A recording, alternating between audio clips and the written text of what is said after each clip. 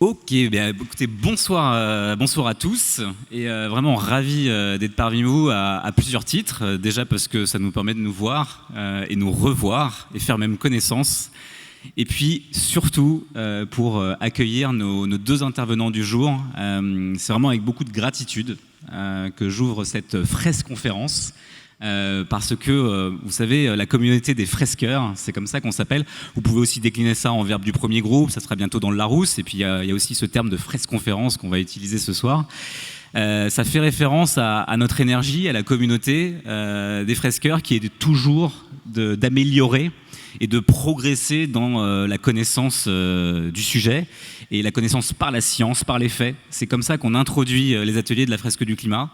C'est un atelier ludique, collaboratif, pédagogique et qui est fondé sur la meilleure synthèse scientifique qui existe et dont on va un peu parler aujourd'hui, et surtout grâce à vous et par votre connaissance de pouvoir explorer un certain nombre de sujets qui a trait au dérèglement climatique. Donc Sophie Zopa, bonjour Sophie, ainsi que Christophe Cassou, bonjour Christophe. Bonjour.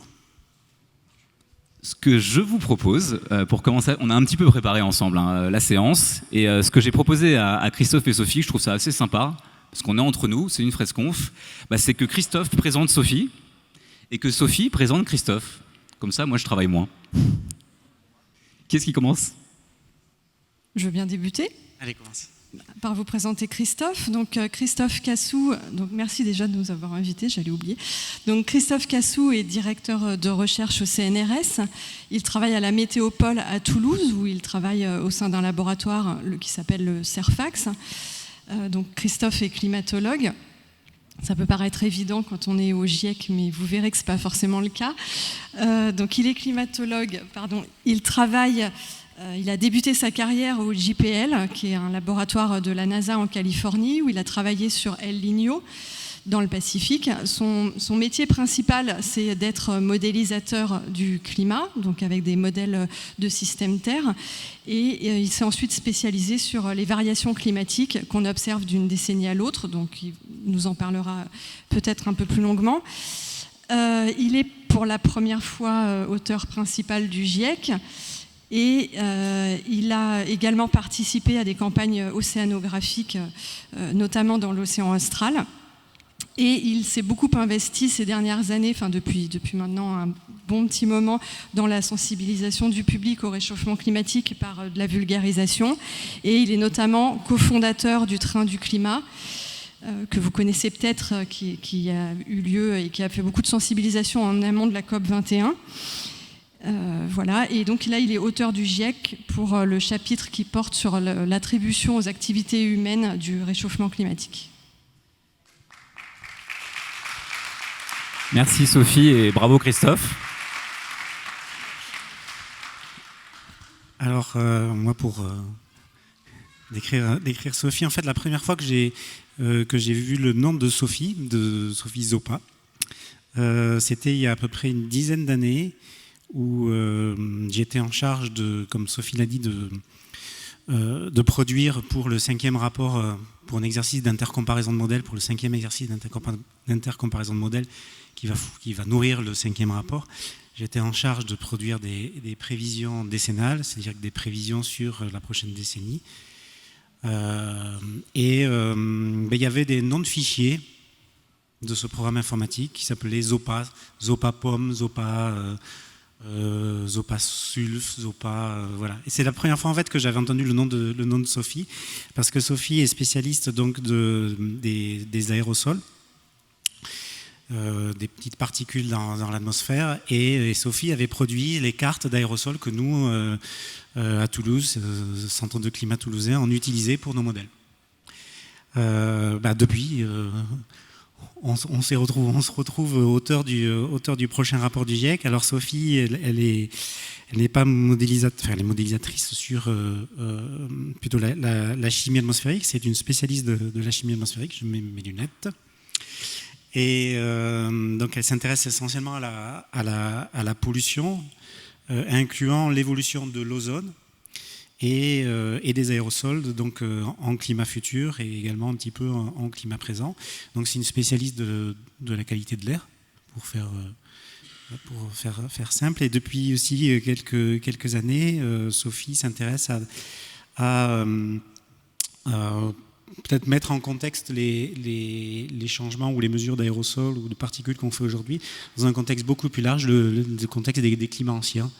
Et Sophie a également fait des campagnes de mesures dans le cadre de ces études-là. Et donc, on se retrouve ensemble pour la première fois aussi dans ce 6e rapport du GIEC. Merci Christophe et bravo Sophie. Je sais pas si vous le ressentez même déjà dans ces mots de présentation croisés, mais on sent déjà aussi, je trouve, beaucoup d'humilité en fait dans l'expertise qui est celle de Christophe d'une part et celle de Sophie d'autre part, et qu'on arrive à bien différencier avec ces présentations croisées. C'est assez en phase, je crois, on va bien s'entendre avec la communauté qui est devant vous, parce que c'est une des premières choses en fait qu'on partage au sein de cette communauté de fresqueurs, c'est l'humilité vis-à-vis de notre compréhension du sujet et de notre expertise.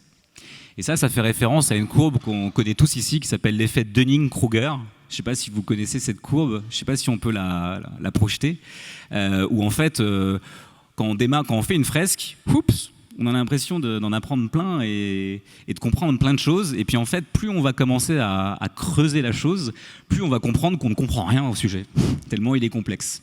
Alors je sais pas moi, où est-ce que vous vous trouvez sans doute sur la courbe qui est en train de grimper là, parce que ça fait quand même des années et des années que vous traitez ces sujets, mais on sent quand même que le mot expert est un mot qui, je ne sais pas s'il vous effraie, mais en tout cas, c'est un mot sur lequel vous souhaitez tout de suite apporter une nuance, et c'est sans doute ce qu'on va un petit peu explorer ensemble ce soir. Donc justement sur cette position un petit peu qui est la vôtre, celle de scientifique, celle d'expert ou autre, je ne sais pas comment vous aimez vous décrire, c'est quoi être scientifique au sein du GIEC aujourd'hui pour vous? Comment ça résonne cette mission qui est la vôtre aujourd'hui?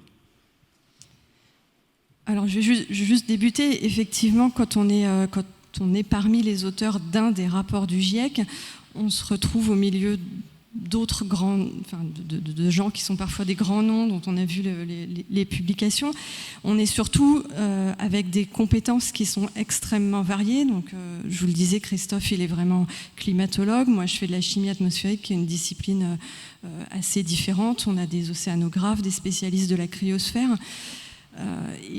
Et du coup, ce dialogue qui est permis par le GIEC, il est extrêmement important pour faire avancer la connaissance, mais toute cette mécanique qu'il peut y avoir dans le système Terre qui est extrêmement complexe, c'est un petit peu comme si derrière chacune de vos 42 cartes, on se rendait compte qu'il y a 42 nouvelles cartes et que chacune mène à nouveau à 42 nouvelles cartes. Donc on a besoin de toutes ces pièces du puzzle pour essayer d'avoir l'image d'ensemble, mais en même temps, on est bien conscient que chaque image, on en a aussi des fois qu'une petite vue parcellaire. Donc c'est vrai que c'est un petit côté parfois effrayant et qu'on est souvent, je pense, l'un et l'autre, et sans doute d'autres dans notre cas, pris du syndrome de l'imposteur, avec l'impression que de toute cette masse, finalement, on est compétent que sur un segment qui est extrêmement étroit.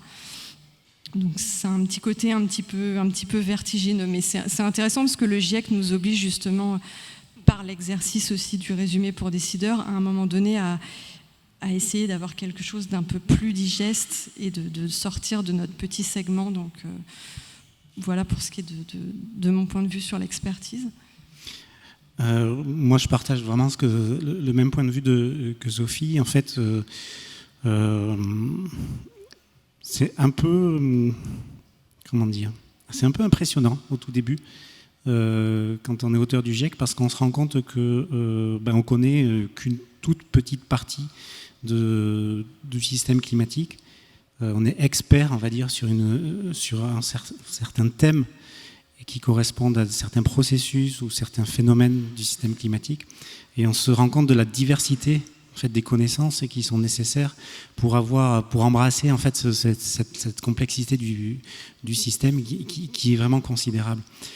Et moi, l'expérience que j'en retiens, c'est que c'est vraiment une expérience de co-construction, dans le sens où les différentes expertises sont mises en commun pour arriver au final à une vision d'ensemble qui est quand même assez technique. Il y a 1500 pages, hein, il y a je ne sais pas combien de nombre de papiers qui sont évalués et qui, à partir de ces 1500 pages, en fait, sont simplifiés, sont résumés et ensuite sont simplifiés pour pouvoir délivrer un message qui soit accessible.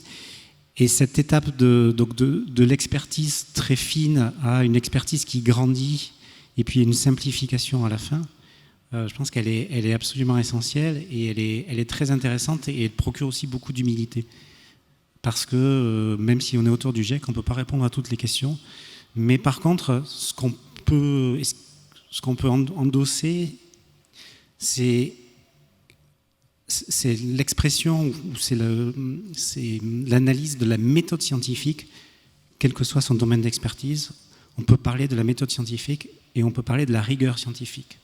Et on peut parler aussi de l'objectivité scientifique. Et ça, je pense que c'est à la fin du processus du GIEC, c'est un processus de croissance pour tous les auteurs. Et d'humilité, parce qu'on se rend compte que même sur nos propres sujets, on peut être challengé. Et que ce challenge est tout à fait recevable et permet de progresser. Ok, merci. C'est une fresconf, hein, donc on va évidemment vous donner la parole, parce qu'on a envie de profiter de vous, en fait, et de profiter de vos savoirs et de vos repères. Maintenant, vous avez souhaité, quand on a préparé ce sujet ensemble, il y a des sujets que vous avez considérés comme étant des sujets importants et qui vous tiennent à cœur. Donc on va quand même prendre une première partie, si vous en êtes d'accord, pour vous écouter sur ces fameux sujets que vous avez identifiés.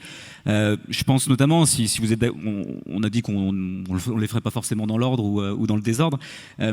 Christophe, tu parlais de la variabilité interne du climat. Est-ce que tu peux nous partager ce que tu avais envie de nous dire sur ce sujet? Alors, je pense que c'est un mot un peu barbare, la variabilité interne du climat. Et c'est quelque chose qui... Alors, moi, j'ai regardé de manière assez rapide les 42 cartes de la fresque, et je pense que c'est quelque chose un aspect qui est fondamental dans le système climatique et qui manquerait peut-être dans la fresque, et donc qui pourrait être amélioré à ce niveau-là. Parce que il y a souvent la confusion entre forçage et réponse climatique à un forçage, réponse forcée. Un forçage, c'est l'augmentation du CO2 dans l'atmosphère, l'augmentation des gaz à effet de serre, induit un déséquilibre énergétique. Sophie parlera des aérosols qui conduisent aussi à un déséquilibre énergétique, à un forçage radiatif. Et dans le système climatique est tellement complexe que ce forçage radiatif n'induit pas forcément une réponse climatique, une réponse climatique immédiate. En d'autres termes, moi j'ai souvent des questions du genre le CO2 continue à augmenter chaque année dans l'atmosphère, la concentration de CO2 continue à augmenter, et pourtant cette année il a fait plus froid que l'année précédente. Le forçage continue à augmenter, mais la réponse du système climatique ne répond pas forcément à ce forçage-là. Donc c'est très important de différencier les deux, et ça permet aussi d'expliquer le fait que l'année certainement 2021 ne sera pas plus chaude que l'année 2020.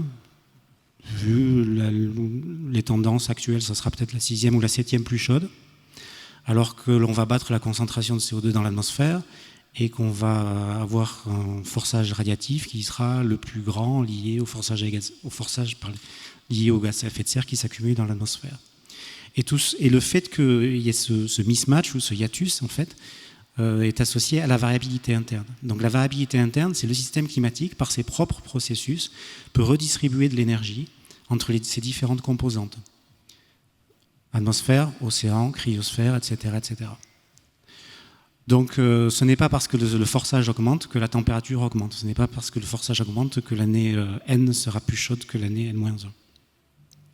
Et c'est la même chose pour les décennies. Je ne sais pas si vous avez entendu parler, si vous avez déjà lu, que les décennies 2010, c'était très présent lors de la COP 21 et dans le début des années 2010, que le climat ne se réchauffait plus. Vous avez entendu ce genre de... Non ? Le climat ne se réchauffait plus, et le climat ne se réchauffait plus tout simplement parce qu'il y a de la variabilité interne. Donc le rythme du réchauffement n'est pas le même suivant les décennies, il est modulé par la variabilité interne, et en l'occurrence, au début de l'année pendant la décennie 2000 jusqu'au début de l'année décennie 2010, en fait, le Pacifique stockait de l'énergie en profondeur, et donc la surface du Pacifique était plus froide, donc la température globale de la planète se réchauffait moins vite. Et donc ça, c'est absolument important.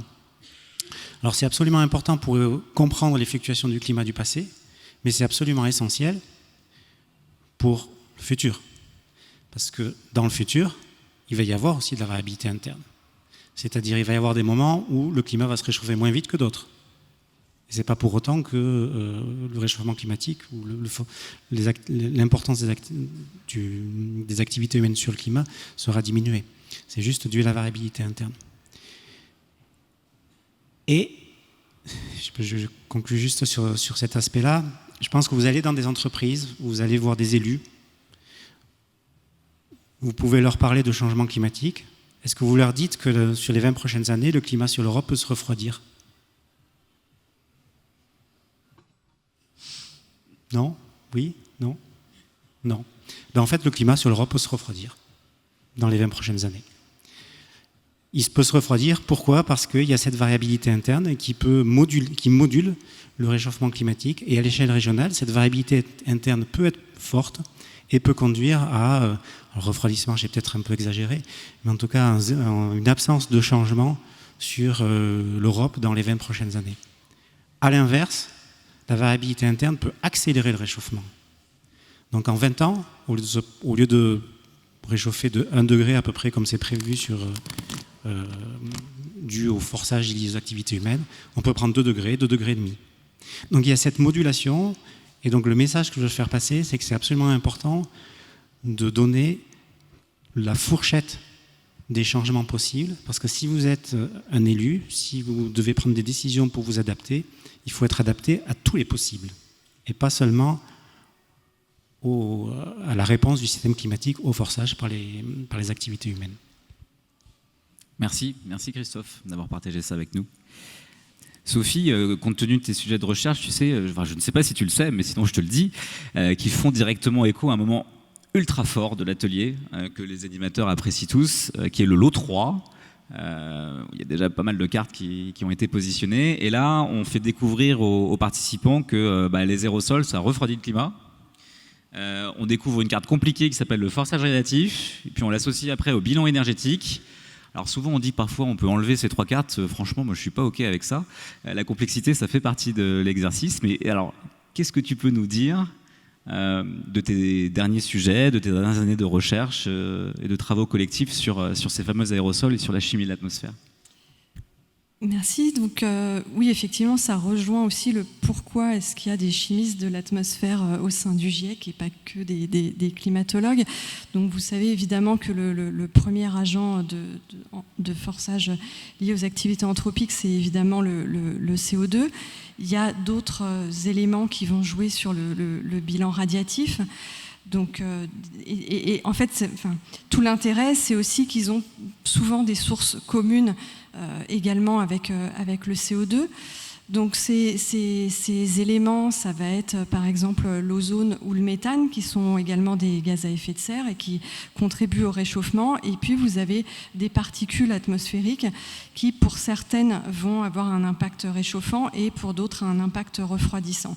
Donc du coup, ça crée une certaine complexité, notamment pour la mise en place de politiques qui soient pertinentes et vis-à-vis du réchauffement climatique, et également vis-à-vis de la pollution, puisque la pollution, vous le savez sans doute, c'est un problème majeur dans bien des pays, même dans des pays comme le nôtre où on a réussi à réduire énormément la pollution de l'air depuis les années 90, on reste au-dessus de certains seuils pour beaucoup d'entre eux, pour l'ozone, le NO2, les particules fines.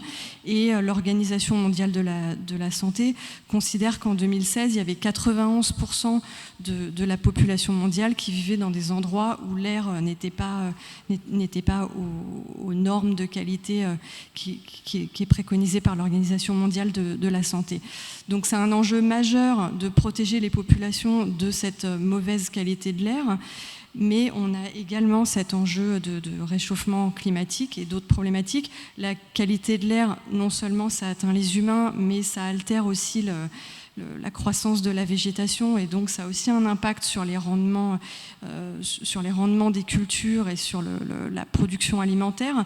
Donc c'est des enjeux croisés qui sont importants, dans lesquels il peut y avoir des synergies sur certaines politiques. Je vous disais, c'est des composés qui sont parfois pour certaines sources émis avec du CO2, donc c'est le cas des sources de combustion, et notamment de tout ce qui est combustion de combustibles fossiles. Et c'est le cas dans les transports. Donc il y a tout un intérêt à essayer d'articuler ces politiques, derrière lesquelles il peut y avoir des co-bénéfices, mais il peut aussi y avoir des compromis, puisque vous le savez, l'effet net des aérosols, des particules fines, est un effet refroidissant. Donc c'est la raison pour laquelle il y a un chapitre dédié à cela dans le prochain rapport du GIEC. Ok, merci. On va bientôt passer le micro à la salle, hein. C'est quand même le jeu. Il faut que vous posiez les questions qui vous préoccupent et sur lesquelles vous avez peut-être été séché en plein atelier. Ça peut nous arriver. Il faut savoir botter en touche. Et on est là pour continuer à apprendre. Et en attendant peut-être qu'un doigt se lève et qu'un micro circule, il y a quelque chose qui m'a beaucoup intrigué dans la préparation de notre conférence. Et j'aimerais bien vous faire parler là-dessus si vous êtes d'accord. C'est sur une nouvelle approche en fait, dans l'élaboration des différents scénarios sur lesquels vous travaillez dans le cadre de l'AR6. Et ça c'est très intriguant. Est-ce que vous pouvez nous en dire un peu plus ? Alors, je vais débuter, puis Christophe complétera. Et vous pouvez me faire des signes de la tête si c'est incompréhensible. Donc, vous êtes plutôt familier avec la fresque du climat, avec les scénarios de l'AR5, qu'on appelle les scénarios RCP, qui sont des trajectoires en termes de réchauffement.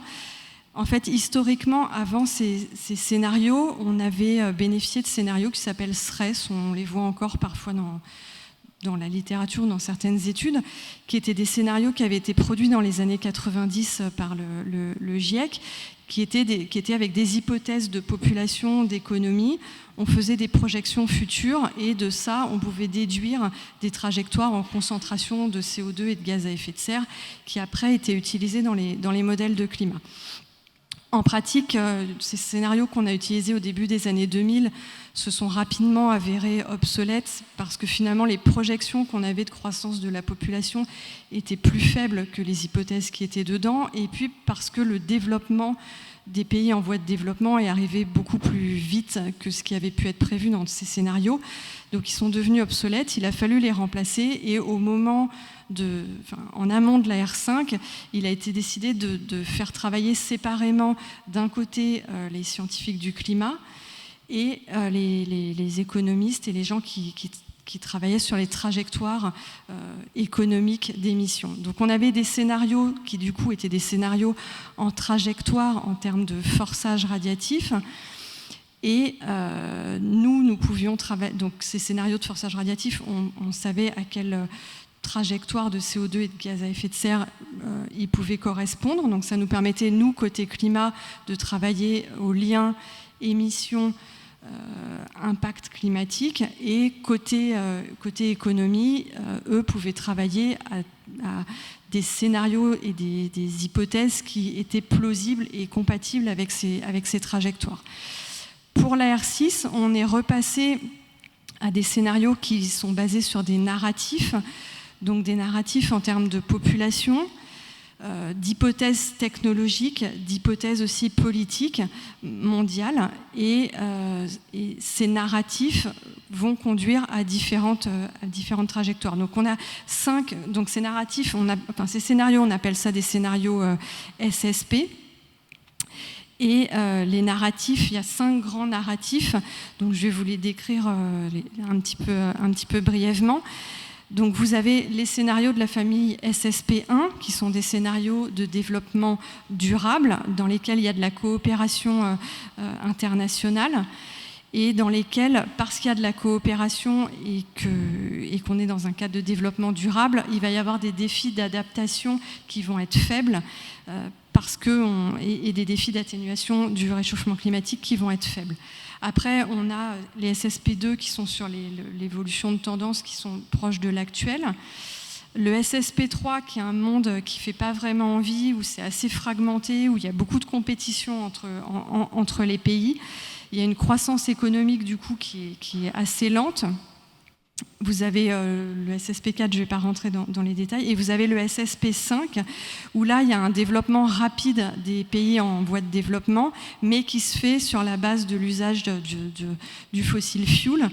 Il y a donc un fort développement, et il y a aussi un fort souci dans chaque pays d'avoir de meilleurs systèmes, notamment de santé. Donc paradoxalement, même si c'est un développement qui se fait avec un grand usage du fossil fuel, et donc c'est des scénarios qui sont associés à des fortes émissions en CO2. Par exemple, pour moi qui travaille plus sur la pollution, c'est des scénarios dans lesquels il y a une forte dépollution qui est mise en place. Donc on a une forte baisse d'émissions des polluants, mais on a une forte émission de CO2.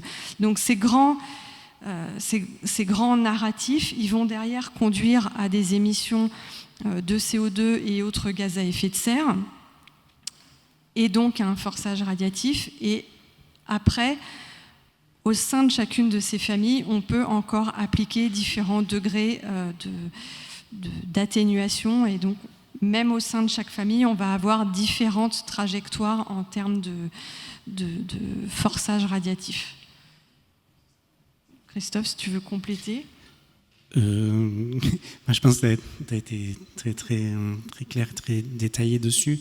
Je vais peut-être simplifier l'ensemble en disant qu'on est peut-être passé d'une vision simplifiée de manière caricaturale. On est peut-être passé d'une vision dans la R5, donc les RCP, d'une vision d'ingénieur, avec des trajectoires, des watts par mètre carré, des concentrations, à une vision qui est plus sociale, qui est plus sur des choix de société, des modes de vie, comme disait Sophie, des scénarios avec des rivalités politiques, des scénarios avec des coopérations politiques. Donc derrière ces nouveaux scénarios que vous allez devoir vous approprier, c'est SSP, alors ils ont toujours des chiffres. Donc c'est SSP 1, 2, 3, 4, 5, les cinq grandes familles que Sophie vient de décrire. Et ensuite le chiffre associé au forçage radiatif que vous connaissez, qui est grosso modo le même que celui des RCP, pour avoir une forme de traçabilité ou de continuité entre les différents rapports du GIEC.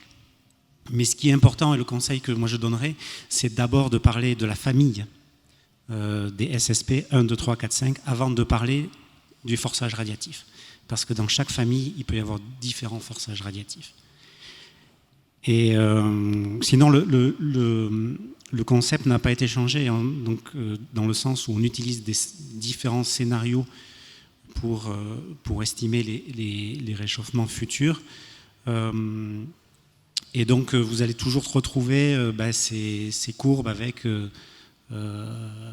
ces espèces de panaches, avec une courbe moyenne qui représente les changements, enfin une courbe qui représente les changements moyens associés à ces différents scénarios, et ensuite une barre d'incertitude. J'insiste, je vais juste aborder ce point sur les incertitudes, parce que ça c'est quelque chose qui est important et qu'il faut absolument parler aussi, dont il faut absolument parler. C'est quand on parle des scénarios, il y a toujours 3 types d'incertitudes qu'il est important de mentionner, sur lesquels on peut travailler et introduire un dialogue avec aussi les fresqueurs. L'incertitude qu'on appelle nous incertitude irréductible, c'est l'incertitude liée à la variabilité interne, celle dont je vous ai parlé au début. C'est-à-dire qu'aujourd'hui, je ne suis pas capable de vous dire si en 2040 sur l'Europe, le réchauffement sera de plus 0,5 ou de plus 2 degrés. C'est une incertitude liée au système climatique, elle est irréductible, c'est comme ça. Deuxième source d'incertitude, c'est ce qu'on appelle l'incertitude épistémique, c'est-à-dire l'incertitude qui est liée à la connaissance du système climatique, donc liée aux modèles en particulier, et aux processus qui sont insérés dans les modèles. Donc celle-là, elle est réductible, on a des observations, on a une meilleure connaissance des processus climatiques via des nouvelles des théories, un travail de recherche fondamentale qui fait qu'aujourd'hui on réduit cette incertitude. Et puis il y a la dernière, celle qui concerne les scénarios. C'est l'incertitude réflexive, c'est-à-dire sur lequel nous on a un poids. Et donc on a le poids, enfin on a un poids, on a plutôt un pouvoir, pas un poids. On a le pouvoir de choisir entre ces 5 familles de scénarios du SSP1 à SSP5. Et d'aborder ces scénarios via les incertitudes peut être aussi quelque chose d'intéressant pour savoir dans quelle direction on va et à quelle échelle de temps on va, ce qui est particulièrement important pour l'adaptation et l'atténuation. Merci beaucoup à tous les deux. Tu voulais rajouter quelque chose ? Oui, juste pour finir, dans le groupe 1, on travaille essentiellement, on a analysé à chaque fois une trajectoire par grande famille, merci, de SSP, mais en fait, différentes trajectoires sont possibles, mais pas pour tous les scénarios. C'est-à-dire que si on met en place, évidemment, tous globalement, enfin mondialement, des politiques de développement durable, on n'aboutit pas à 8,5 degrés et donc évidemment on peut avoir différentes politiques d'atténuation, mais tout ne va pas, enfin, qui reste quand même assez basse en termes de forçage assez basse, c'est tout est relatif, en termes de forçage radiatif. À contrario, si on part sur un scénario de type SSP 5, où là, le développement se fait avec des combustibles fossiles, évidemment que même en appliquant des politiques d'atténuation, on peut avoir quelques déclinaisons en termes de forçage radiatif, mais on n'aboutira jamais à je crois, à 2,6 watts par mètre carré. Donc nous, dans le groupe 1, on travaille avec un scénario par famille, et c'est ça quand vous verrez sortir cet été le rapport du groupe 1. Il y aura un faible nombre de scénarios finalement à s'approprier. Mais par contre, le groupe 3 qui travaille sur l'atténuation, eux, envisagent un très très grand nombre de possibles qui soient compatibles avec ces narratifs et avec la faisabilité de ces narratifs. Donc là, vous trouverez effectivement un éventail qui peut être un petit peu effrayant de scénarios, mais c'est leur rôle aussi d'investiguer tous ces possibles et les limites à la fois technologiques et sociétales d'implémentation de différentes trajectoires d'émissions de gaz à effet de serre. Merci pour la précision. J'ai encore au moins 4 ou 5 choses qu'on avait préparées, mais en fait j'ai envie de laisser la place à la salle pour poser des questions. Il y a au moins la COP26 et ce que le GIEC peut y faire. Il y a le buzz médiatique de la semaine, évidemment, dont on a tous entendu parler. Je ne sais pas si les questions voudront balayer ça, mais allez, on va d'abord donner le micro à la salle, et puis on reviendra après peut-être sur ces sujets-là si on ne les balaye pas avec les intervenants, avec les fresqueurs. Alors, merci beaucoup pour votre intervention. J'avais une question. Autrefois, il y a Jean-Pascal Van Ypersel qui avait expliqué qu'on avait choisi 4 familles de scénarios pour éviter d'avoir un nombre impair. Parce que si tu as un nombre impair, tu as un scénario médian. Comme par exemple les 3 grands scénarios d'évolution de la population mondiale de l'ONU.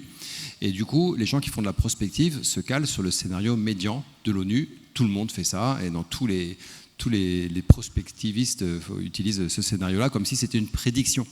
Et donc l'objectif était de ne pas avoir de scénario médian, de peur qu'il soit interprété comme un scénario qui est plus une prédiction qu'un scénario.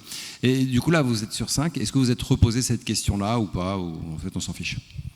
Je me permets, n'hésitez pas à vous présenter quand vous prenez le micro. Bon là, il se trouve que c'était Cédric Riegenbach qui est l'auteur du jeu et le président de l'association. Mais pour les suivants, n'hésitez pas à dire qui prend le micro. Merci, pardon. Alors, c'est des groupes scientifiques vraiment très indépendants d'une autre qui font ces choix. Ce sont des chercheurs en, je pense, sciences sociales et économie. Je peux juste vous dire que le SSP2 s'appelle effectivement Middle of the Road, donc peut-être que ça répond d'une certaine manière à cette question. Mais en tout cas, la faisabilité, sur quelle trajectoire on est, notamment, c'est vraiment de l'ordre de ce qui est fait dans le groupe 3. Donc, c'est pas des choses sur lesquelles on peut se prononcer, ni la pertinence des choix, ni sur quelle trajectoire nous sommes. C'est vraiment... voilà, je sais bien que c'est la raison pour laquelle il y avait 4 RCP, mais je n'ai pas les justifications des choix derrière. juste pour compléter, il n'y a pas de probabilisation des scénarios, hein. Donc ça c'est absolument important. Le scénario SSP5 8.5 qui conduit à un réchauffement important est autant probable au sens, en tout cas aujourd'hui, que les scénarios qui limitent le réchauffement à 1,5 ou 2 degrés. On commence à voir aujourd'hui, d'après les promesses des États, vers quelle on commence à se dessiner quelle trajectoire on suivrait. Il semblerait, on peut voir le verre à moitié plein, à moitié vide, hein.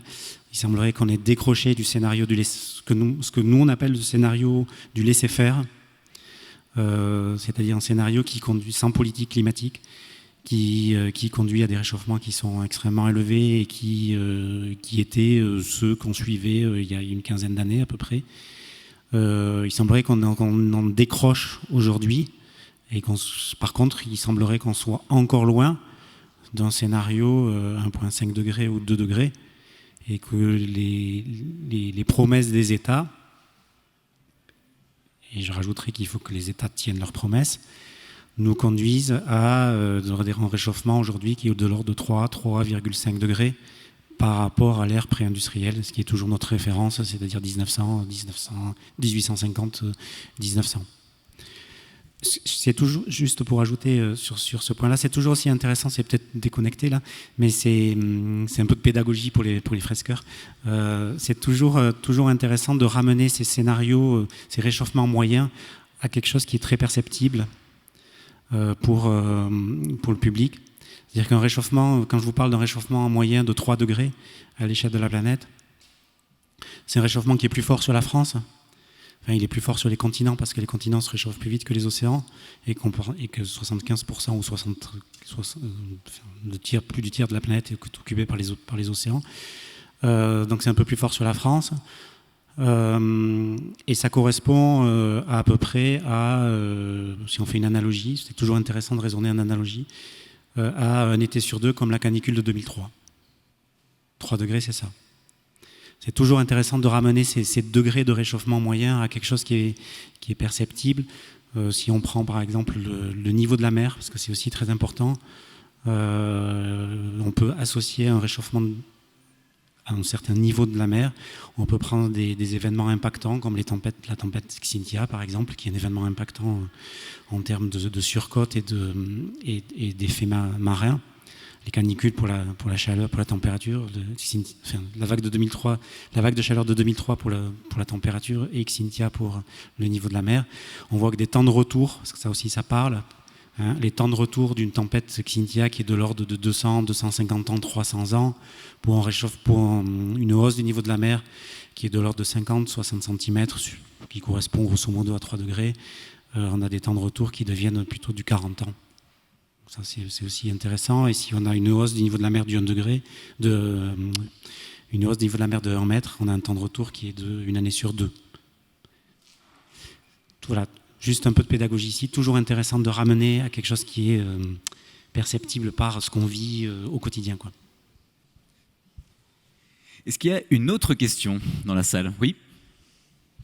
Bonjour, Chloé, fresqueuse. Vous venez de dire que le scénario SSP5 pourrait parfois correspondre à 8,5 watts par mètre carré. Est-ce que, du coup, il y a un scénario social et politique associé à ça? Est-ce qu'il y a un rebouclage dans le sens où, si on est à 8,5, ce qui a des conséquences catastrophiques, est-ce que ça ne veut pas dire un effondrement derrière c'est un mot, effondrement, ou une bascule au niveau de l'économie qui fait que c'est pas possible. Est-ce que ce rebouclage-là est pris en compte? Est-ce que c'est vraiment possible? Je préfère pas répondre sur la faisabilité. Enfin, je pense pas qu'il y ait un rebouclage dans la manière dont le scénario est fait. Après, encore une fois, sur la faisabilité, les conséquences que ça a en termes d'adaptation, ce sont des choses qui sont déclinées dans les autres groupes que le nôtre. mais je ne pense pas qu'il y ait un retour.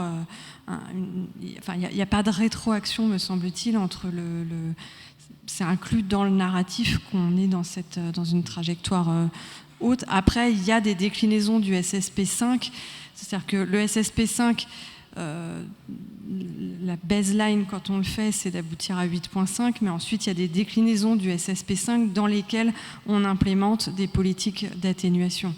Donc c'est pas via une rétroaction dans le modèle qui crée les émissions, enfin, dans le modèle lui-même, c'est a posteriori qu'on peut appliquer différents degrés d'atténuation qui sont compatibles avec cette trajectoire SSP5. Oui, je pense qu'il n'y a pas de réflexivité sur les scénarios. En dehors, voilà, du groupe 3 qui peut, qui peut proposer, ou en tout cas qui peut proposer des scénarios avec d'atténuation ou d'adaptation associés à des forts réchauffements. D'un point de vue groupe 1 du GIEC, donc c'est groupe 1 du GIEC, c'est les bases géophysiques. En fait, ça serait très difficile à faire de toute façon, dans la mesure où il faut bien se rendre compte que pour produire ces simulations climatiques, on a besoin de temps. On a besoin de temps machine. Et que pour produire un exercice d'intercomparaison de modèles qui va servir ensuite pour l'évaluation, pour des rapports type GIEC, il faut à peu près 2 à 3 ans de temps machine pour réaliser tous ces scénarios-là. Donc imaginez tous les possibles pour reproduire le scénario en incluant une nouvelle hypothèse de changement ou d'adaptation. En fait, c'est matériellement pas possible pour l'évaluer en termes de climat.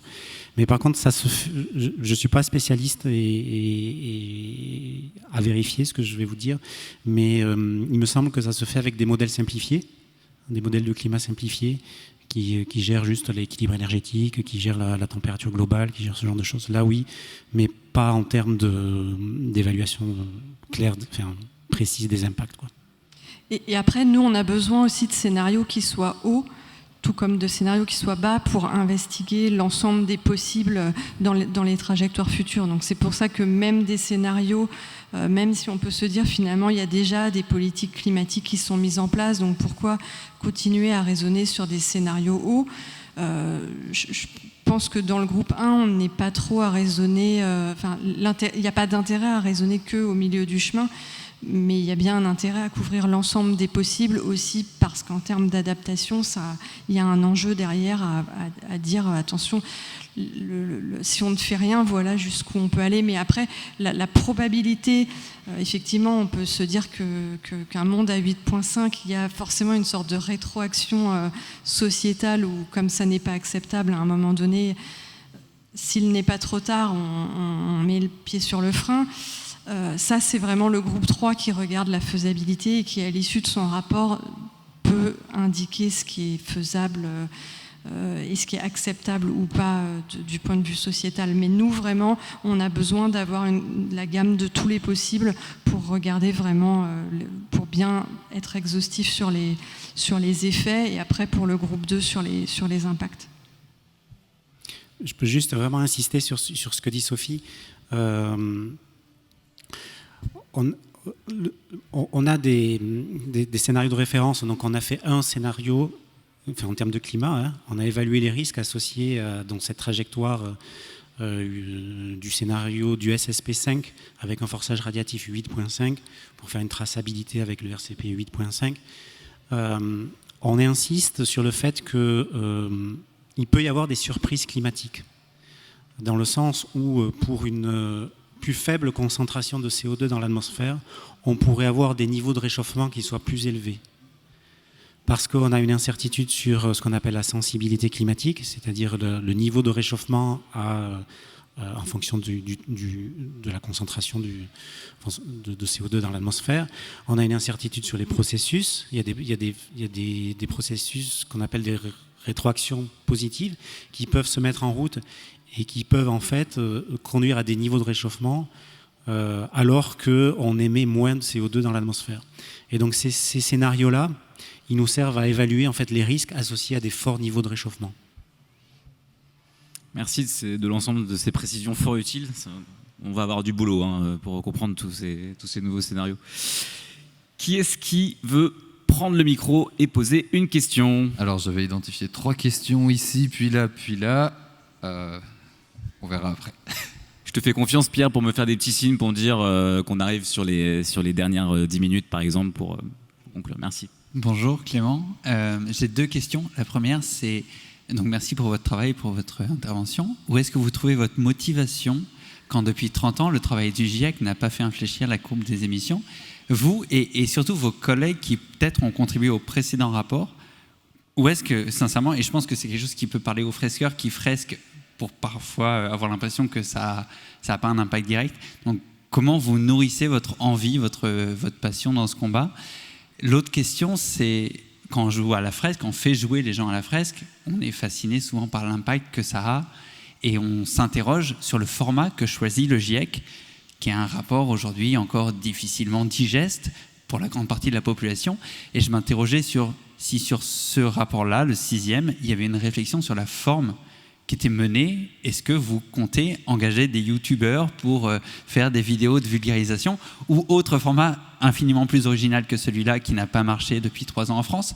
Mais est-ce que sur la forme, il y a un travail de fait? Et du coup, en fait, ça fait une boucle de rétroaction avec la première question, c'est si on change par la forme, comment on continue à trouver sa motivation à créer cette forme-là? Je vous remercie. Je vous avais prévenu qu'il y aurait des questions pas faciles, mais très authentiques. Je te remercie pour cette question que je trouve très pertinente aussi. Pas de souci. Moi, je vais faire court sur la forme parce que je pense que Christophe, qui est plus habitué à la vulgarisation, pourra peut-être en parler. Après, le GIEC, c'est une commande des États qui veulent connaître l'état des connaissances. Donc, on répond à cette commande. Notre rôle n'est pas la communication. Alors, il y a des exercices de communication et je pense qu'il y a de plus en plus d'efforts qui sont faits pour accompagner notamment les sorties des rapports vers de la communication grand public. Mais notre but n'est pas de faire un rapport le plus digeste possible pour le grand public, en tout cas le gros rapport. Et en fait, ça sert énormément nos communautés. Moi qui travaille aussi sur d'autres sujets dans lesquels il n'y a pas cet effort international de mettre ensemble toutes les connaissances et d'en faire la synthèse, je peux vous dire qu'on est démunis quand on entame un autre sujet de recherche et qu'on n'a pas ce gros livre dont on peut partir. Alors c'est sûr qu'il est hermétique, mais il fait également... Il a une vraie boucle de rétroaction sur la recherche parce que ça nous permet à un moment donné de nous poser, de dire bon, qu'est-ce que disent nos collègues quand ils doivent en faire la synthèse, de quoi je repars, et ça a une valeur qui est gigantesque, même mettre les données ensemble. Vous le voyez aujourd'hui pour le Covid, d'un coup les chercheurs en sciences de la santé se rendent compte de l'intérêt de mettre les données tout ensemble pour avancer collectivement. Nous, ça fait maintenant 30 ans que c'est comme ça pour le climat. Les données, forcément la manifestation des changements d'un point à l'autre de la Terre peut être très différente, donc cette mise ensemble de données plutôt que des petites publis éparses, c'est quelque chose d'une valeur inestimable. Donc ça, c'est pourquoi ça n'est pas digeste, ça n'est pas fait pour l'être, et nous, notre commande, elle est de faire ces gros rapports pour faire un résumé technique, pour faire un résumé pour décideurs. Et sur notre envie de recherche, en fait, les problèmes environnementaux ou sociétaux ne sont qu'un des aspects aussi de nos sujets. Moi, je fais de la chimie atmosphérique, comme le disait Christophe, je m'intéresse au rôle qu'aurait pu avoir la chimie atmosphérique après la chute des dinosaures.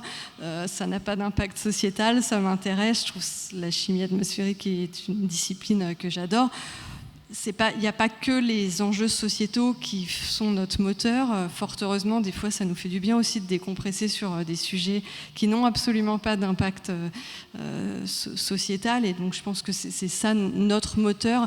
C'est aussi de faire de la belle science, de la faire bien et proprement, et de savoir aussi des fois s'enfermer et pas penser à l'impact sociétal. D'une part, parce que quand la société ne suivait pas forcément sur le changement climatique, on serait devenu fou si on n'avait pas pu aussi se découpler de ça. Donc ça fait plaisir qu'aujourd'hui la société s'empare de ces sujets Mais notre moteur, bien sûr, on a envie que ça change et que les gens s'approprient ça, mais je pense que notre moteur principal, c'est le goût de la science, le goût d'une certaine méthode scientifique. Comme disait Christophe, il y a quelque chose peut-être d'un peu rassurant dans cette méthodologie qu'on a et cette manière, même si on est des scientifiques tous très différents au sein du GIEC, on a cette même manière d'aborder les données, de poser les choses, de faire des hypothèses, de faire des expériences pour répondre à ces hypothèses.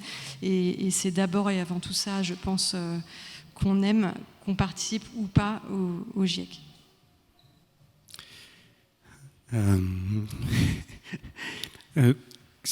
Pour embrayer sur ce que dit Sophie, oui, en fait, je pense qu'on est tous des passionnés aussi pour notre sujet de recherche.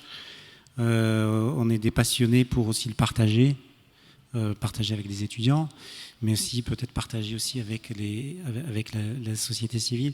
Moi, j'ai noté plein de mots là, je m'en sors pas, je vais pas m'en sortir, mais je pense que moi, ce qui me fait garder mon énergie, et c'est pas facile. Certains jours, on est vraiment au fond du trou, mais bon. Ce qui me fait garder mon énergie, en fait, c'est cette idée de contribuer à la création d'un futur désirable. De contribuer au fait que on est, nous, scientifiques, une brique élémentaire de ce futur désirable, et pas d'un futur contraint. Moi, le message que je veux faire passer, c'est que si on continue si le réchauffement climatique continue, notre futur sera contraint par la géophysique, parce qu'on ne peut pas négocier avec les lois de la physique, par le nombre de canicules, par les risques qui vont grandir, par notre inadaptabilité, nous, chercheurs, on a ce regard qui est rigoureux et objectif sur ces risques-là. Donc, je pense que moi, ce qui me drive un petit peu, c'est d'essayer de les communiquer au mieux pour qu'ensuite, on espère, la société civile, les politiques, l'ensemble des citoyens s'emparent de ces enjeux, parce que je pense qu'on ne peut pas baisser les bras face à un danger, quoi. Et du coup, ça pose aussi la question de la position du scientifique. Dans ce cadre-là, on attend du scientifique qu'il soit aussi complètement neutre, donc qui divulgue une connaissance. Et je pense que quand on est climatologue, cette neutralité est une illusion, parce que les sciences du climat sont des sciences impliquées, avec des valeurs, avec des conséquences sociétales, économiques, etc., etc. Donc on peut pas être neutre. Donc moi, ce qui me drive, c'est cette absence de neutralité aussi. Et donc absence de neutralité dans le sens où si je restais dans mon laboratoire, en fait, ça reviendrait pour moi à cautionner le statu quo. C'est-à-dire qu'on continue vers la trajectoire actuelle. Si je vais si je participe à des actions militantes dans des ONG, des activistes, etc., indirectement, en fait, je donne une forme de pouvoir à ces ONG,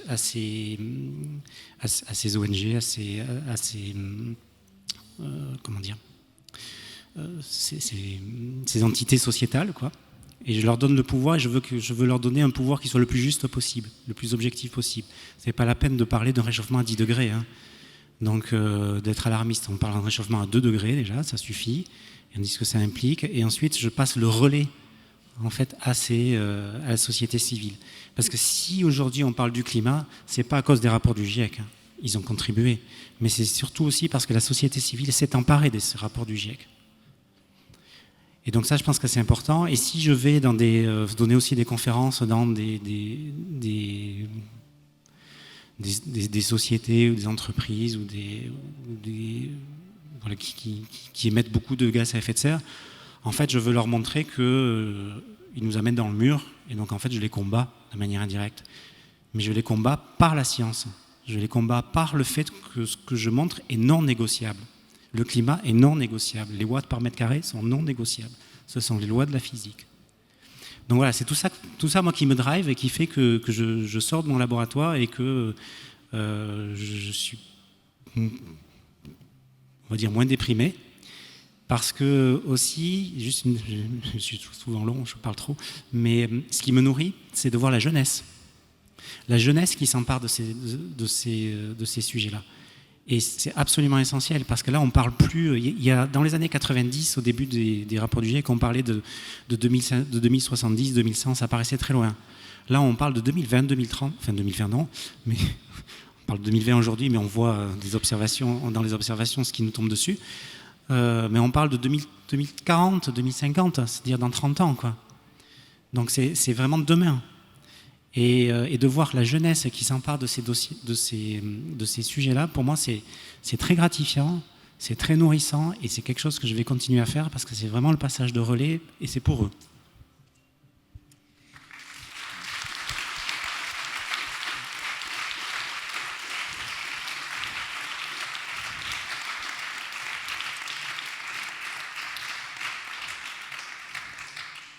Il est 19h48, je crois qu'on est connecté là. Vous savez, on dit chez les Fresqueurs qu'on assume aussi ce côté émotion, et c'est ce que je ressens là maintenant en t'écoutant, et qu'il faut savoir aussi partager en fait pendant les ateliers. Je vous propose de prendre encore 2 questions avant de conclure. On s'embarque pour un quart d'heure supplémentaire jusqu'à 20h si tout le monde est OK. Qui est-ce qui veut enchaîner et poser sa question ?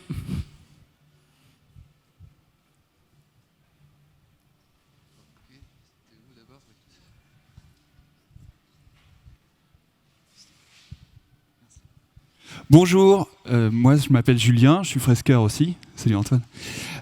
Bonjour, merci beaucoup. J'ai une question, comme vous êtes des auteurs du rapport, c'est la question du rapport au gouvernement, parce que c'est des trucs c'est des questions qu'on m'a déjà posées. Comme ce sont les gouvernements qui mandatent le GIEC pour faire le rapport, que la synthèse aux décideurs se fait, je sais, il y a une histoire il faut que ça soit compréhensible, il y a d'approbation. Dans quelle mesure, les gouvernements sont une limite à l'expression de votre travail? Dans quelle mesure il y a aussi des fois on parle que en fait, le travail que vous produisez en fait sous-estime un petit peu, présente les choses d'une manière un petit peu moins grave qu'elles le sont, pour que ça passe au niveau des gouvernements. Est-ce que vous pouvez nous en dire quelque chose?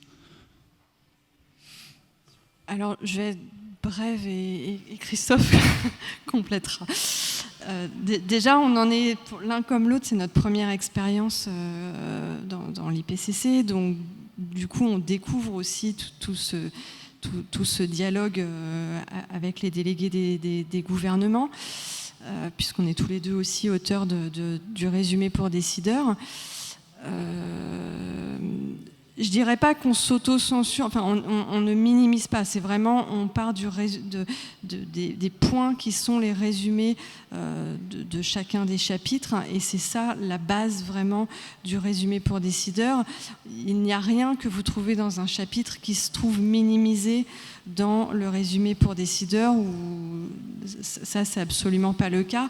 Après, il y a un dialogue avec les différents gouvernements sur certains mots qui sont aussi parfois une manière dont on l'interprète, où on ne voit pas forcément la conséquence derrière politique qui peut se décliner différemment suivant les enjeux d'un continent ou d'un pays à l'autre. Donc il y a cette forme de régulation pour que chaque ligne soit co-acceptée et par les scientifiques et par les gouvernements. Donc ils peuvent contester certains mots et dans ce cas un dialogue s'engage entre nous et eux pour expliquer pourquoi c'est ce mot-là qu'on a choisi, quelle est la science qui sous-tend ça et pourquoi on pense que c'est vraiment robuste. Et normalement le dernier mot est aux scientifiques et c'est nous qui faisons le choix, même s'il y a une recherche forcément de consensus pour ne pas bloquer ce processus.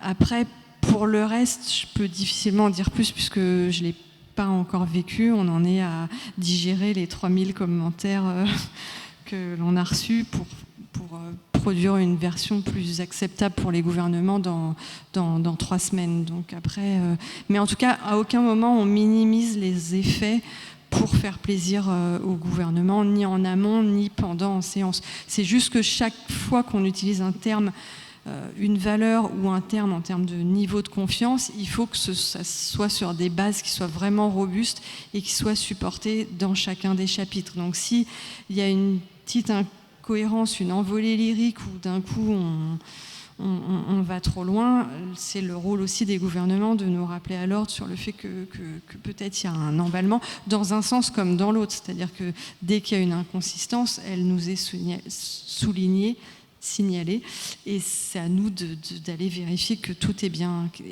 supporté. Donc c'est plutôt un petit jeu sain qui nous permet normalement d'aboutir à quelque chose d'encore plus robuste et surtout qu'endossent les États. Donc à l'issue de ce processus, c'est pas seulement nous qui avons dit quelque chose, c'est quelque chose qui est accepté normalement par les États. J'ai pas grand-chose à rajouter, mais j'allais dire rendez-vous dans 2 mois, puisque on va expérimenter notre première séance, ce qu'on appelle les séances d'approbation, où les représentants des gouvernements, où il y a un échange avec les représentants des gouvernements pour donc se mettre d'accord sur ligne par ligne sur le résumé aux décideurs.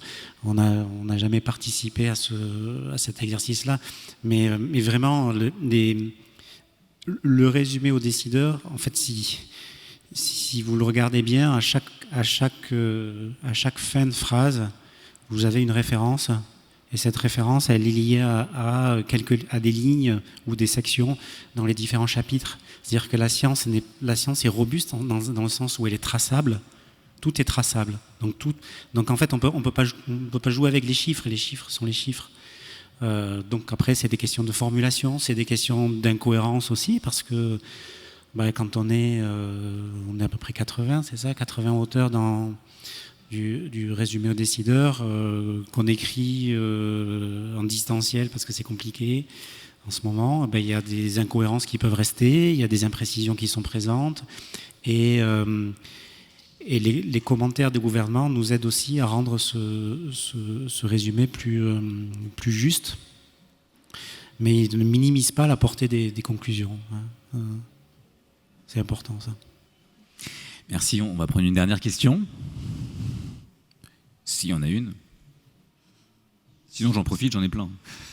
S'il n'y en a pas, moi j'en ai une. Ça fait un petit peu rebond à ce que demandait Clément tout à l'heure, où j'ai pas eu l'impression d'avoir vraiment de réponse de votre part sur la forme que prenait le GIEC et son caractère accessible au plus grand nombre. Est-ce qu'il y a un effort ou des réflexions qui sont faites de ce côté-là pour que ce soit moins austère et plus parlant, même pas forcément au plus grand nombre, mais même aux quelques-uns pour qui c'est encore inaccessible, pardon. Après, comme on disait, il y a un très grand nombre de spécialités qui sont nécessaires au GIEC parce que c'est aussi la complexité du système climatique dans le cas du groupe 1 et puis économique dans le cas du groupe 3 et des spécialistes des impacts dans le groupe 2. C'est difficile, on ne peut pas simplifier le système simplement parce qu'il est complexe et que du coup on a besoin d'aller dans chaque recoin pour être sûr qu'on a bien gratté sur chaque processus, sur chaque phénomène. Donc on ne peut pas le rendre... Après, derrière le résumé pour décideurs, en fait le résumé pour décideurs il est court et il peut paraître d'autant plus difficile que parce qu'il est court, il y a certaines phrases qui se retrouvent, c'est un petit peu abscon à lire et là encore des fois pour faire court on enlève des mots, ça change complètement le sens de la phrase et c'est pour ça aussi que le dialogue avec les gouvernements des fois nous rappelle à l'ordre parce que c'est même plus compréhensible tellement on a voulu faire court. Donc je vous invite à regarder par exemple le Technical Summary qui est vraiment le résumé des chapitres. Alors c'est vrai que c'est pas forcément simple parce que la science et la connaissance derrière est pas forcément simple. Mais si vous vous posez des questions, je pense que le fait que vous ayez les cartes et que vous ayez des mots-clés et que vous ayez quand même eu dans votre esprit l'architecture de comment fonctionne ce système climatique dans les grandes lignes et quels sont les impacts. C'est pas un ouvrage qui se lit de la première à la dernière page Je pense que ça n'est pas lisible et ça n'est pas pensé comme tel. Mais par contre, si vous posez des questions, je ne sais pas, sur le permafrost ou quelque chose comme ça, vous faites un CTRL F et vous allez chercher partout où il y a permafrost. Si vous avez déjà un petit vernis de culture, vous pouvez comprendre quand même ce qui est dit. C'est juste qu'il faut chercher par mots-clés et être intéressé par le sujet. Et normalement, on arrive quand même à comprendre, mais personne ne le lit du début à la fin. C'est pas un roman, ça c'est bien certain. Je veux dire, même pour nous, ça reste complexe. Avant de vous remercier et même peut-être vous faire une proposition, il y a le droit à l'erreur aussi pour les fresqueurs. Et visiblement, moi j'en ai fait une. Quand on préparait cette conférence, je vous partageais la manière dont je présentais le GIEC dans mes animations, où je disais que le GIEC ne crée et pas de données, mais agrégeait en fait des données qui sont issues de publications scientifiques, issues de revues internationales qualifiées de rang A. Visiblement, c'est pas exactement ça. Christophe ou... Ouais.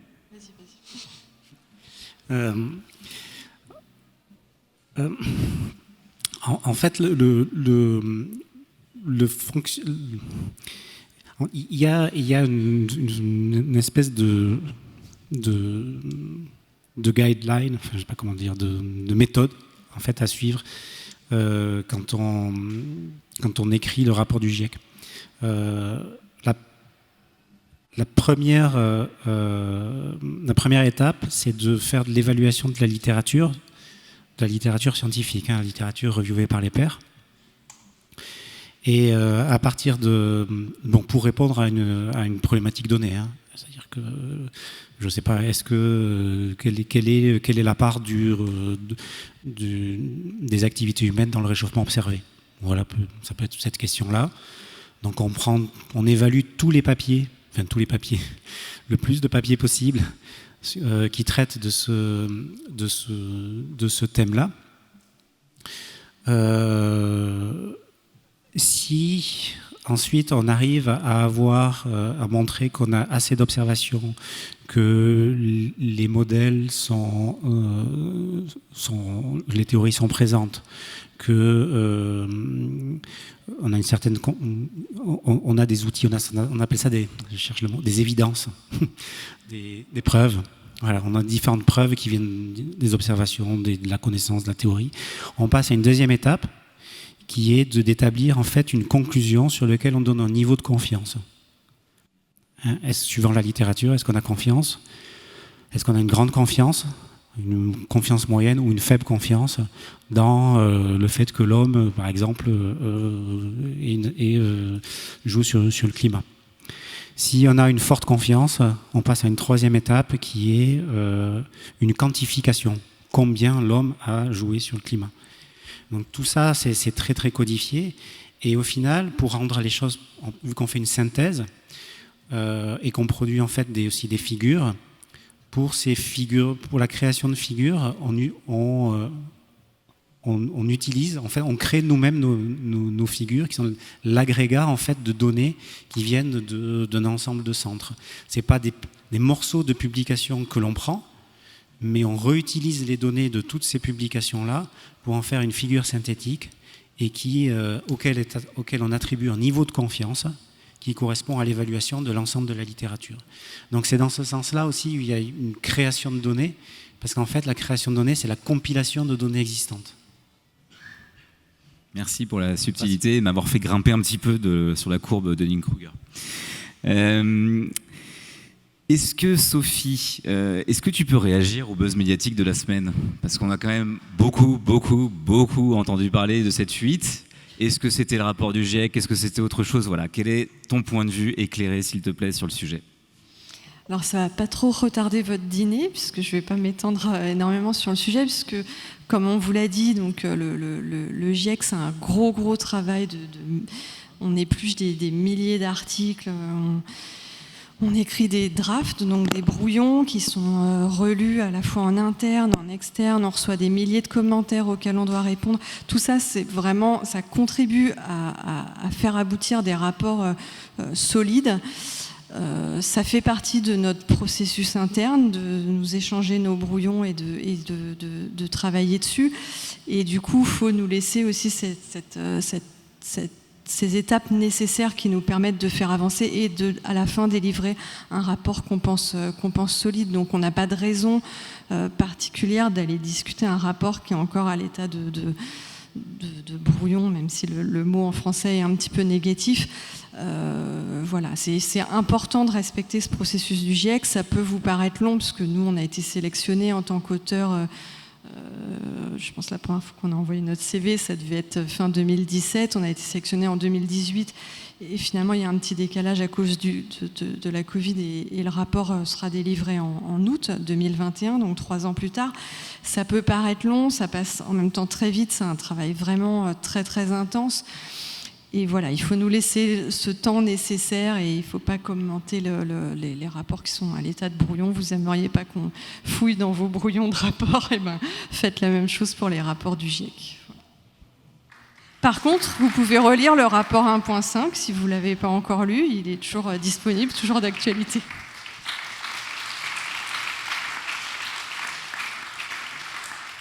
Ah là, vas-y, tu veux rajouter quelque chose ? Juste rajouter, oui, bon. Je pense que le mot brouillon est vraiment le bon. Si vous aviez accès à nos documents de travail, je peux vous dire que c'est vraiment des brouillons. Et donc, si ce type de brouillon fuit dans la presse, ça n'a absolument pas de sens, quoi. Vraiment. Il y a des valeurs qui ont été données et qui sont complètement aberrantes. Donc, et certainement qu'il y avait peut-être un commentaire qui est à vérifier cette valeur, elle n'est pas traçable. Pas traçable au sens, on ne peut pas la retrouver dans les chapitres précédents qui traitent de cet indicateur-là, par exemple. Donc, oui, non, il faut arrêter de commenter ça. Par contre, ce qui est intéressant, c'est a posteriori, ça va être d'analyser le buzz médiatique qui a été fait derrière. C'est que tout le monde s'est engouffré, une dépêche AFP à 4h du matin, mon téléphone à 7h où il y avait, quand je me suis levé, où il y avait 7 ou 8 SMS où on me demandait de faire un direct à 8h sur, je dirais pas des radios ou des chaînes continues. C'est quoi ça ? Est-ce que c'est une bonne manière de traiter l'information ? Je pense que a posteriori, peut-être dans 1 an, ça sera intéressant d'analyser de manière un peu philosophique, sociologique, ce qui s'est passé derrière cette fuite-là. Merci beaucoup pour ces précisions. À la fin d'une fresque, on fait parfois des petits pitchs. On demande aux participants de faire un petit pitch en 60 secondes. Si je vous propose ça pour finir, qu'est-ce que vous avez envie de nous dire pour terminer ? Là, on va finir tranquillement ensemble et peut-être d'ailleurs vous inviter, si vous voulez, à prolonger ce temps ensemble et collectif avec un verre à la main. Mais je vous laisse finir avec vos propres mots. Est-ce que vous avez envie de nous dire ? Je vais laisser la priorité à Christophe sur celle-ci. Ça arrive parfois aussi dans les ateliers, ça. Alors je vais être un peu provocateur peut-être. Le petit pitch, ça serait... je pense qu'il est temps d'aller au-delà de la géophysique et de s'intéresser... Alors, le réchauffement climatique, les causes du changement climatique, les risques du changement climatique, il y a eu 36 000 rapports du GIEC, enfin, j'exagère, il y en a eu un certain nombre, le 6e, avec des rapports spéciaux. Les seuls rapports du GIEC ne sont pas les seuls moteurs de l'action. Et je pense que ça serait intéressant d'aller au-delà de cette compréhension de la géophysique, mais d'introduire un peu d'humain là-dedans. Et donc, en étant provocateur, de sortir de cette vision un peu d'ingénieur. Je suis ingénieur, donc je m'inclus dedans. De sortir de cette vision d'ingénieur et puis de discuter des freins à l'action. Quels sont les mécanismes psychologiques qui nous freinent, moi le premier, à l'action.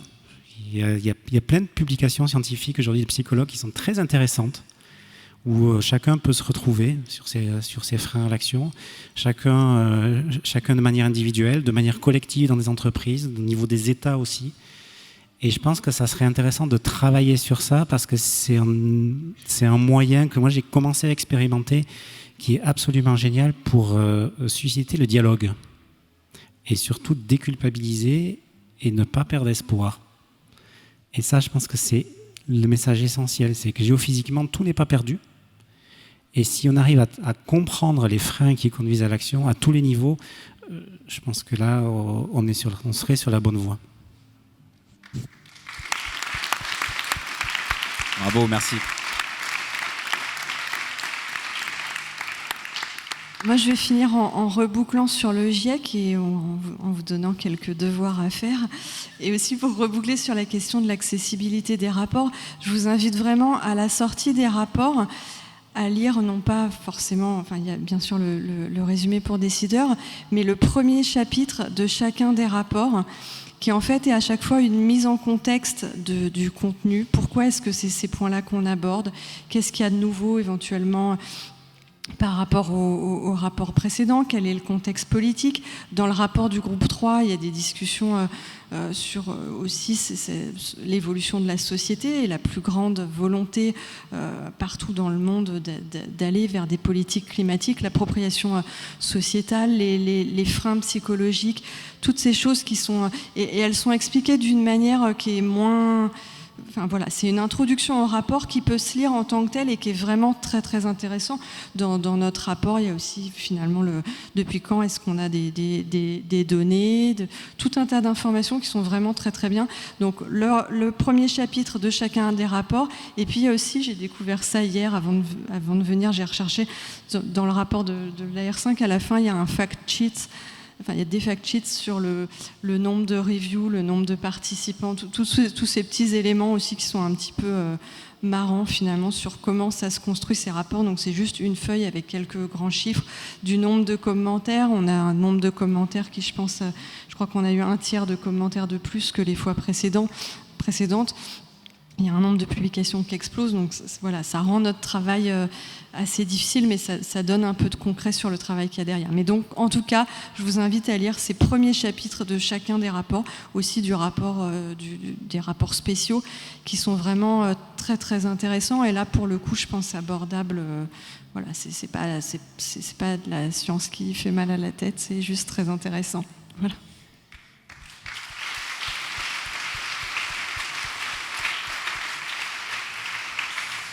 Vous avez compris, Sophie nous donne des devoirs. Moi, je vais vous en donner aussi si vous voulez bien. En fait, Jean Jouzel, Valérie Masson-Delmotte et d'autres ont fait la fresque, mais pas vous, pas encore. Moi, ce que je vous propose, vous pouvez d'ailleurs faire l'actuel, bien entendu, mais Cédric, j'imagine que tu vas lancer bientôt, quand ça sera possible, l'actualisation de la fresque, en passant de la R5 à la R6. Peut-être qu'on peut inviter nos deux orateurs à faire cette fresque. Moi, je veux bien qu'ils viennent tester le brouillon. Qui restera confidentiel. Ouais, on mettra à jour évidemment l'écart de la fresque dès que le 6e rapport sortira. Et donc, on aura certainement plein de questions à vous poser à ce moment-là. Et si vous avez quelques minutes de temps en temps pour un petit coup de fil, ce serait sympa. Merci beaucoup pour votre intervention, c'était super intéressant. Merci Antoine pour l'animation. Et donc c'est l'heure d'aller prendre des bières pour ceux qui veulent et manger un truc. Merci à tous. Merci beaucoup.